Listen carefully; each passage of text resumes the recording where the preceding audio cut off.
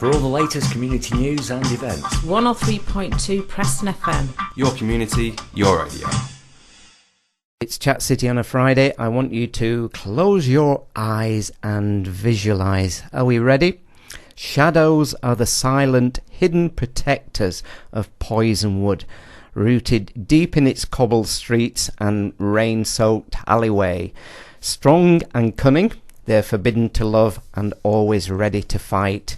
Defend and keep the city safe from outside enemies. Wow. And it's only when Scarlett Winchester, an introverted uptown maid with a mystery past, encounters one of these elusive men that things begin to change. And to find out more, you need to read The Poisonwood Shadows, and the person who wrote The Poisonwood Shadows is in the studio with me now, and it's Christina Crook. So Christine, a very good morning to you. Good morning, hello. And I did say you're local. You are a local lady? Yes, I am. I'm based in Fullwood. In Fullwood. Yes. And is this the first book then? Yes, it is, yeah. So tell us a little then about yourself. I mean, has writing a book been something that's been on your mind for quite some time? I mean, when you're at school, did you like literature? Were you into? Yeah, I've liked reading all my life. I wanted to be a writer up till about the age of 13, and then I really got into performing arts and theatre, and it sort of got forgotten. So a few years ago, I found some work from when I was about 8, and I'd written on it, I want to be an author when I grow up, and I just sort of remembered, oh, that's what I was meant to do. So I started writing again, and I started a few projects, and they didn't really go anywhere, but this one, it seems to be the one that's stuck, and I managed to see it through to the end. So if you hadn't have rediscovered the piece of paper with I want to be an author on it, we may never have met today then. No, I don't think so. I'm not. Who knows? Now, the book is called The Poisonwood Shadows. Yeah. So how long did it take you to put the book together? And I mean, how long did you have the storyline in your head before you sat down in front of a computer and maybe committed it in the old way to paper? I sort of started it without planning it out, really. But then I sort of got into it and thought I need to figure out what's going on here. So I started planning it properly, probably a few thousand words in. I had a few different endings, but then I just sort of got the draft out about 2 years ago. And since then, it's just been editing it and polishing up and trying to make it into something I'm happy with.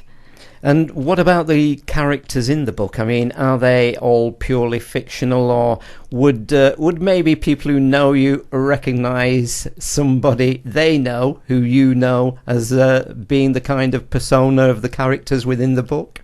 I'm not sure, really. I've not intentionally based anyone on people that I know or have ever encountered.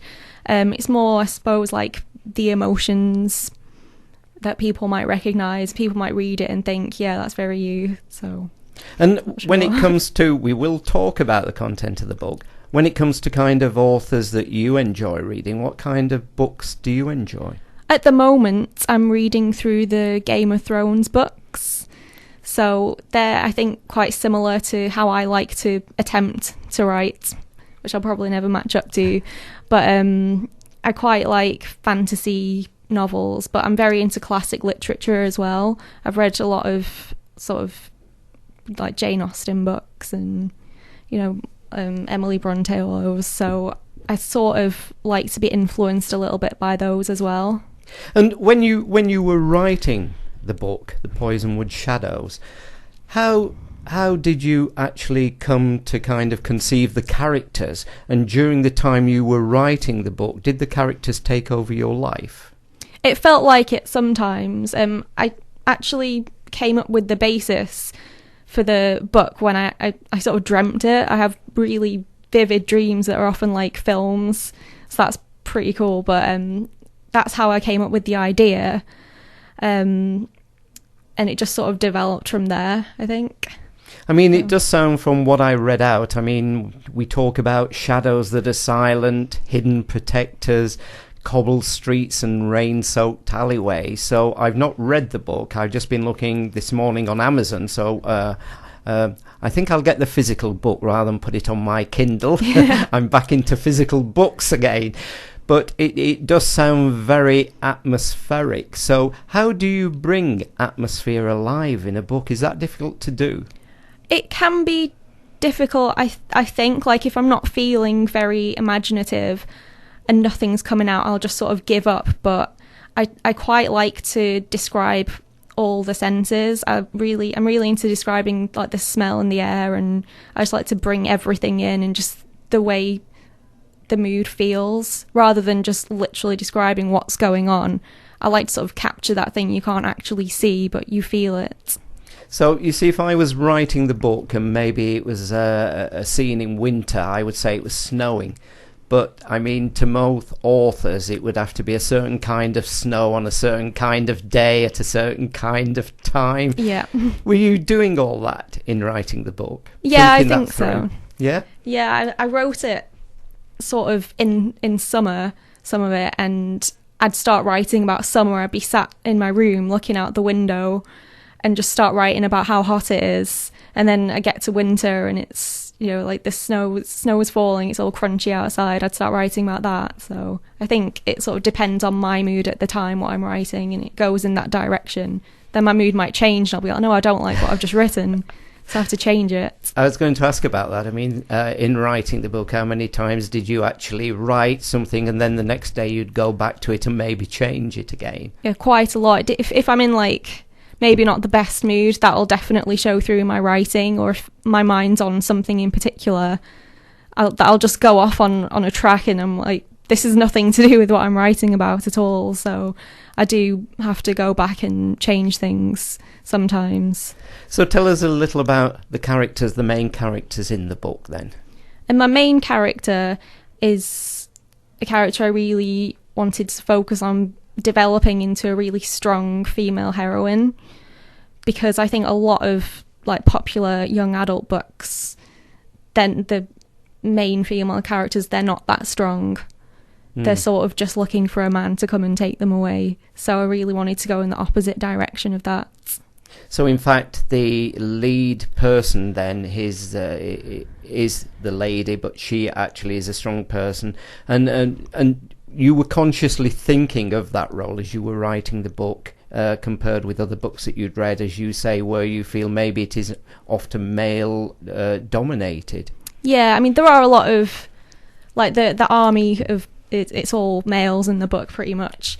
So there are males in the book, but the lead character, I think I sort of just wanted her to go from being quite a introverted person she's a bit sort of shy of doing her own thing in life. I wanted her to develop from that to being someone who's independent, and she just does what she wants, and she's strong, and she'll work at what she wants to do and go where she wants to go. Right. And without giving too much away, a little of the storyline? It starts when the main character, Scarlett, gets into trouble in the streets, and she's rescued by one of the shadows. The shadows aren't really allowed to talk to the people they encounter. They're meant to keep very much to themselves. So it sort of goes from there, and they make friends, I suppose. But at the same time, Scarlett doesn't know anything about her past. So as the book goes along and she gets more involved with the Shadow Army, she sort of begins to find out more about where she's from and how that links in with the army itself. Right. And you yourself studied here at Central Lancashire, University of Central Lancashire, and Rowan University in New Jersey. Yeah. How did you get to the Rowan University in New Jersey? It was an exchange program in my second year, so they gave us the option of going to do a semester in America. So we had to put forward, I think, 10 options of where we wanted to go, and number one was New Jersey. So I got in there and studied there for 4 months. So was that quite an adventurous time? Did you quite enjoy the experience? Yeah, it was amazing. It was really scary because I was only 20 and I'd never like, I'd been on holiday. I'd never been to another continent, let alone on my own, to go and live for 4 months. So it was great. I lived in like dorms with 3 other girls, and it was quite mad.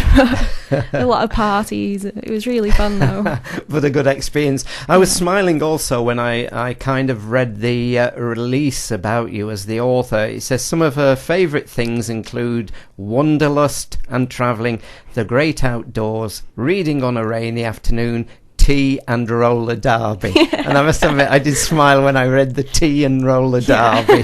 So are they still favourite things of yours? Yeah, of course. And anything to add to it these days? I don't think so. No. I'm quite happy with my hobbies. Yeah, I just thought that was nice. Tea and roller derby. Yeah. I quite like that. And how difficult then was it to, I mean, during the writing of the book, did you seek advice from friends or family, or were you determined that you knew what you wanted the content to be? And how difficult was it to end the book? Did you have different scenarios as an ending, or did you know the ending? I didn't really know the ending. I had a few ideas. There was one I almost did, but I almost killed off a certain character, and I was like, no, I literally cannot do that. It would just destroy me. So I had quite a few different options. I didn't really ask people I knew for advice on what to do with it, but I did research a lot of writing techniques, like the Ernest Hemingway iceberg theory, just different things like that, and I think that really helped my writing. Right.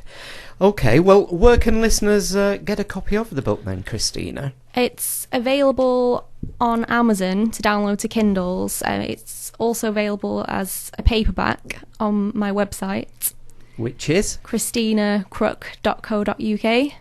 I think it is on most like e-reader websites as well. Okay. Not sure. And has this now given you a taste for either a sequel or a totally different book? I'm writing a second book. It's not a sequel.